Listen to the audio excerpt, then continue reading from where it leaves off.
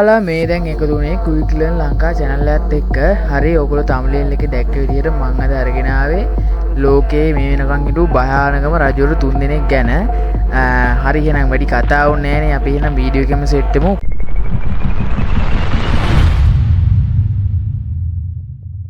ලෝකේ හිටපු කූරතම රජවරු 3 දෙනා අතරින් මම පළවෙනිම තෝරගත්ත ඉවාන් කියන රජතුමා. අපි දැන් මෙයා ගැන බලමු. මෙයා ඉපදිලා තියෙන්නේ 1530 අගෝස්තු 25 මොස්කව් වල. එතකොට මෙයාගේ මෙයාට වයස අවුරුදු 3ක් වෙද්දිම මෙයාගේ පියා මිය ගිහිල්ලා තියෙනවා. මේ මාව ඊට පස්සේ රාජ්‍ය පාලනය කරලා තිනවා. හැබැයි වැඩි කාලයක් යන්න කලින් මවත් මිය ගිහිල්ලා තියෙනවා. ගොඩක් අය කියනවා මෙයාගේ කූර ස්වභාවයට මේක හේතු වුණා කියලා. මෙයා පොඩි කාලෙම අම්මලාට දෙන්නම නැති වුණ එක. කොහොම හරි ඉවාන් 1547 දී තමයි රජ වෙන්නේ. ඉවාන් රජතුමා තමයි රුසියාවේ පළවෙනි සම්පූර්ණම රජතුමා විදියට සැලකෙන්නේ. ඉවාන් රජතුමා ගොඩක් යුද්ධ දිනපු කෙනෙක්. ඒ වගේ මෙයා යුද්ධ පැරදිලක් තියෙනවා. එක යුද්ධයක් පැරදිලා එයාට මේ රුසියාවේ ඉඳන් යුරෝපයට යන මාර්ග පව අහිමි වෙලා තියෙනවා. මෙයාගේ මේ වැඩ නිසාම මෙයාට එක නමකුත් ලැබිලා තිනවා ඉවාන් ද ටෙරිබල් කියන. අපි බලමු දැන් මෙයාට මේ ඉවාන් ද ටෙරිබල් කියන නම කොහොමද ලැබුණේ කියලා. ඒකට ප්‍රධාන හේතු දෙකක් තියෙනවා. මේ පළවෙනි එක තමයි මෙයාට විරුද්ධ වුණාට මෙයා ක්‍රූර දඬුවම් දීලා තියෙනවා. දෙවෙනි හේතුව තමයි ජනතාවට බිය උපදවන විදිහට මෙයා වැඩ කටයුතු කරලා තියෙනවා. මෙයාගේ පාලනය සම්පූර්ණයෙන්ම අර බියත් සමග තමයි ගිහිල්ලා තියෙන්නේ. ඉවාන් රජතුමා ඔප්පිත් නිනා කියලා විශේෂ පාලන පද්ධතියක් හඳුන්වලා දීලා තියෙනවා.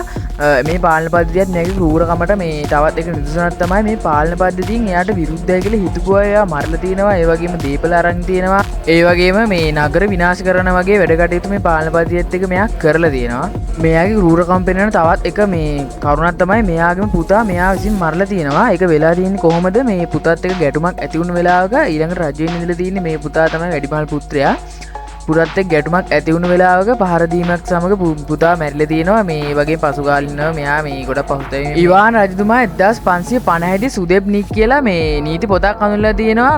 මේකෙන් මේ රජතුමාගේ බලය වැඩි කරලා තියෙනවා. නීති කඩ කරන අයට දෙඩි දඬුවම් පනවලා තියෙනවා. මරණ දඬුවම් වගේ දේවල් වැඩි වෙලා තියෙනවා. ඉවාන් රජතුමාගේ වැඩත් එක්ක මේ ගොවීන් තමන්ගේ ඉඩමෙන් යන්න බැරි වෙලා බැඳි සේවිකත්වයේ කියන එක වර්ධනය වෙලා තියෙනවා. මේ කොටින්ම කියනවා නම් මේ ගොවීන් රජාට සහ මාජන නායකයින්ට සම්පූර්ණයෙන් බැඳිලා වගේ තත්ත්වයක් උදා වෙලා තියෙනවා. තව ඉවාන් රජතුමාගේ විරුද්ධවාදීන්ගේ දේපල ඉවාන් රජතුමා යටතට ගැනීම, එතකොට යුද්ධ කාලයේදී බලෙන් මිනිසුන්ව යුද්ධයට ගැනීම, තව මේ ජනතාවට අපහසු වන ලෙස බදු පැනීම වගේ කරුණු මේ ඉවාන් රජතුමාගේ කූරත්වය පෙන්වනවා. කොහොම හරි අවසාන කාලයේදී කෝපයෙන් හා සැකයෙන් පිරුණු කෙනෙක් වෙලා තියෙනවා. තමන්ගේ පුතා මැරුව සිද්ධියත් එක්ක පසුතැවීමකුත් තිබිලා තියෙනවා. ඉවාන් රජතුමා වැඩිපුර ආගම පැත්තට නැඹුරු වීමකුත් තියෙනවා. ඒ වගේම පව්ගෙන බියෙන් තමයි ඉවාන් රජතුමා ජීවත් වෙලා තියෙන්නේ. 1584 මාර්තු 28 වෙනිදා ඉවාන් රජතුමා මිය ගිහිල්ලා තියෙනවා. බහුතර ඉතිහාසවේදී සංඛ්‍යාවක් කියන විදිහට ඉවාන් රජතුමා චෙස් ක්‍රීඩාවක් සෙල්ලම් කරද්දී තමයි වැටලා තියෙන්නේ. මරණයට හේතු විදියට අනුමාන කරන්නේ මොළයේ රුධිරවාහිනී විවිරීමක් හෝ හෘද රෝගයක් කියන එක. තවත් කට්ටියක් කියනවා විසදිල මරු කතාවක්. ඒක වැඩි කට්ටිය පිළිගන්නේ නැහැ. ඉවාන් රජතුමාගේ මරණයත් එක්ක ඉවාන් රජතුමාගේ පුතෙක් රජ වෙනවා. නමුත් මෙයාට මේ තරම් සාර්ථක පාලනයක් නම් ගෙනියන්න වෙන්නේ නැහැ. කොහොම හරි ඉවාන් රජතුමාගේ කතාව මේ විදියට තමයි ඉවර වෙන්නේ. ඉතින් ලෝකේ භයානකම රජුරු 3 දෙනෙක් අතරින් මම දෙවෙනියට තෝරගත්තා ජෙන්ගිස් ખાන් කියන රජතුමා. මෙයා ඉපදුනේ ක්‍රිස්තු වර්ෂ 1162 දී මොංගෝලියාව කියන රටේ. මෙයාගේ මුල් නම තමයි ටෙමුජින් කියන නම. එතකොට මෙයාගේ පියා වයස අවුරුදු 9ක් වෙද්දි මෙයාට වයස අවුරුදු 9ක් වෙද්දි මරලා දාලා තියෙනවා. පවුලට දුෂ්කර ජීවිතයක් ගත කරන්න වෙලා තියෙනවා. ටෙමුජින්ගේ තාත්තා මැරුණේ කොහොමද කියනවා නම් මෙයා ටාටස් කියන විරුද්ධ වංශයක මිනිස්සු හම්බෙන්න ගිය වෙලාවක එයාට ආහාරයක් එක්ක විස දීලා කියලා තමයි සඳහන් වෙන්නේ. පස්සේ ටෙමුජින්ගේ මේ නැත්තම් ජෙන්ජිස් ખાන් කියන රජතුමාගේ කූරහා ශක්තිමත් ස්වභාවයට මෙයා තාත්තා මැරුණ එක වගේම මේ ඉතින් පස්සේ මේ දුෂ්කර කාලයක් ගත කරන්න මෙච්ච එක හේතු වුණා කියලා ඉතිහාසවේදීන් කියනවා. කොහොම හරි මෙයා දුෂ්කර කාලයක් ගත කරන ගමන් මෙයාගේ මිතුරන් හා වංශවත් මිනිස්සු එකතු කරලා ඒගොල්ලෝගෙන් උදව්වෙන් 1206 දී ක්‍රිස්තු වර්ෂ 1206 දී ජෙන්ජිස් ખાන් විදියට සියලු මොංගෝලියානුවන්ගේ නායකයා වුණා. ජෙන්ජිස් ખાන් කියන්නේ ලෝක ඉතිහාසයේ වඩාත් බලවත්ම ජයග්‍රාහකයෙක්. මෙයාගේ ජයග්‍රහණ වලට උදාහරණ විදියට මෙයා චීනයේ කොටස් අල්ලගෙන තියෙනවා. මධ්‍ය ආසියාව සම්පූර්ණයෙන්ම පාලනයට අරගෙන තියෙනවා. ඒ වගේම ඉරානය සම්පූර්ණයෙන්ම විනාශ කරලා තියෙනවා. ඔහුගේ අධිරාජ්‍යය ලෝකයේ විශාලම භූමි අධිරාජ්‍යයක්. ජෙන්ගිස් ખાන් ගැන තවත් රසවත් කතා ගත්තොත් එහෙම යාට ලෝකයේ හොඳම හෝස් ආමිකක් තිබ්බා. හොඳම අශ්ව හමුදාවක් තිබුණා. ලෝකයේ වැඩිම වංශය. ඒ කියන්නේ අදටත් ලෝකයේ මිලියන ගණනක් ඔහුගේ වංශයට අයත් කියලා කියනවා. ඒ වගේම යුද්ධ උපක්‍රම මෙයා ගොඩක් සාර්ථක යුද්ධ උපක්‍රම පාවිච්චි කරලා යුද්ධ දිනනවා. ජෙන්ගිස් ખાන්ගේ ක්‍රූරකම ගැන ගත්තොත් එහෙම මෙයා නගර සම්පූර්ණයෙන්ම විනාශ කරලා තියෙනවා. ජනතාව බොහෝ දෙනා මරා දාලා තියෙනවා. මෙයා ගැටුම් වලට පෙර බිය හදලා ජය ගන්න උත්සාහ කරලා තිනවා. සාර්ථක වෙලා තියෙනවා. පර්සියානු අධිරාජ්‍ය සම්පූර්ණයෙන්ම විනාශ කරලා තියෙනවා. ඒ වගේම විරුද්ධවාදීන්ට කිසිම කරුණාවක් දක්වලා නැහැ. අඩුම තරමේ කුඩා දරුවන්වත් බේරුම් නැහැ කියලා කියනවා. ඒ කියන්නේ මෙයාට යටත් නොවුනොත් ඒ නගර අනිවාර්යෙන් සම්පූර්ණයෙන් විනාශ කරලා දානවා. මිනිසුන්ව වහල් කරනවා. ඒ කියන්නේ ජයගත් ප්‍රදේශවල මිනිස්සු මෙයා වහල් භාවයට ගන්නවා. ඉතිහාසවේදීන් කියන විදිහට මෙයාගේ යුද්ධ වලින් මිලියන ගණනක් මිනිස්සු මැරලා තියෙනවා. ජෙන්ගිස් කාන් රජතුමා යාස්සා කියලා නීතිපද්ධතියක් හඳුන්වලා තියෙනවා. යාස්සාගේ නීතිපද්ධතිය ගැන අපි කුඩා වැරදි වලටත් මරණ දඬුවම දක්වා දීලා තියෙනවා. ඒ කියන්නේ සොරකම් කිරීම, අනුත නොවීම වගේ පොඩි පොඩි වැරදි වලට විවාසා පෞල් නීතියේ දැඩිවීම කියන යටතේ ගත්තොත් එහෙම කෙනෙකුගේ බිරිඳක් හෝ කාන්තාවක් වැරදි විදිහට හැසිරුණොත් එහෙම බොහෝ විට මරණය දක්වා දඬුවම් දීලා තියෙනවා. වහල් භාවය කියන්නේ ජයගත් ප්‍රදේශවල මිනිසුන් වහල් කරලා ගන්න එක තමයි නීතිය. එතකොට නායකයාට පූර්ණ අදාළ වීම, විරුද්ධ වුණොත් දැඩි දඬුවම් හම්බ වෙනවා. රහස් එලිකොලොත් මරණය, රහස් එලිකොලොත් සුජුවම් මරණ දඬුවම ලබා දෙනවා. ආහාර ජීවිත රීති පවා නියාමනය කරලා තියෙනවා. යාස්සා නීතිපද්ධතිය යටතේ ආහාර ගන්න විදිය, ජලය භාවිතා කරන විදිය මේවත් නීතිවලට ඇතුළත් කරලා තියෙනවා. කඩකොලොත් දඬුවම් ලැබිලා තියෙනවා. සටනෙන් පලා යාමට දැඩි දඬුවම් ලබා දීලා තියෙනවා. ඒ කියන්නේ සටනෙන් පලා ගියොත් අනිවාර්යෙන් මරණ දණ්ඩනය දක්වා දඩුවම් දීලා තියෙනවා. පවුල් වලටත් දඬුවම් කරලා දෙන්නේ. කෙනෙක් වැරදි කරොත් එහෙම එයාගේ පවුලටත් දඬුවම් හිමි වෙනවා කියන එක මේක ගොඩක් අසාධාරණ නීතියක්.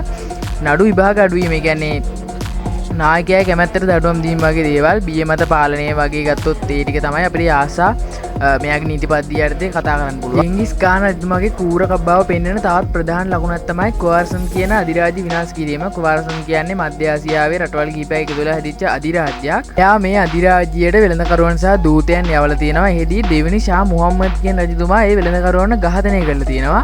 එතකොට ජෙන්ගිස් කාන් රජතුමා මේක දැඩි අපහාසයක් කියලා අරගෙන විශාල හමුදාවක ප්‍රහාරයක් දියත් කරලා තියෙනවා මේ කුවාරසන් අධිරාජ්‍යයට. මේ ප්‍රහාරයෙන් බුඛාරා, සමාකාන් කියන නගර සම්පූර්ණයෙන්ම විනාශ වෙලා තියෙනවා. ඒ වගේම දෙවෙනි ෂා මුහම්මද් කියන රජතුමා පලා ගිහිල්ලා අවසානයේ දුක්ඛිත මරණයක් යට තිමි වෙලා තියෙනවා.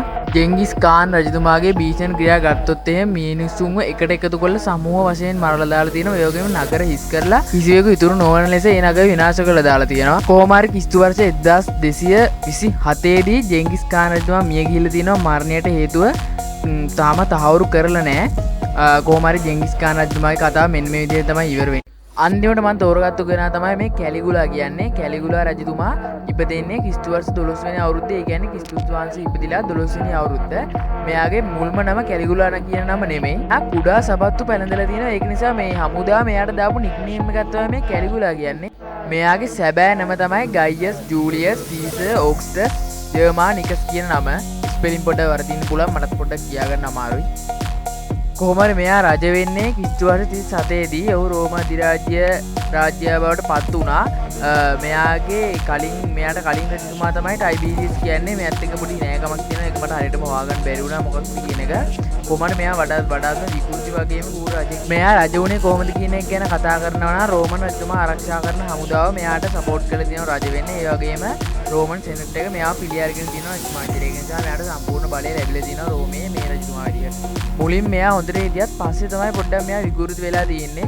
මෙයාගේ කෲර වැඩ ගැන කතා කරනවා නම් මෙයා අහිංසක මිනිස්සුන්ව මරලා දෙනවා. ඒ කියන්නේ මෙයාගේ සැකයක් මත මිනිස්සුන්ව මරන්න අණදීලා තියෙනවා. ඒ වගේම රෝමයේ අරීනාවල මේ මරණ විනෝදය කියන්නේ මිනිස්සුන්ව සතුන්ට දාලා මරවල බලන්න කැමති වෙලා තියෙනවා. නීති පද්ධති මෙයාට ඕන විදිහට මෙයා පාවිච්චි කරලා දෙනවා. ඒ වගේම බියම තමයි මෙයාත් මේ මිනිස්සුන්ව කන්ට්‍රෝල් කරලා පාලනය කරලා තියෙන්නේ.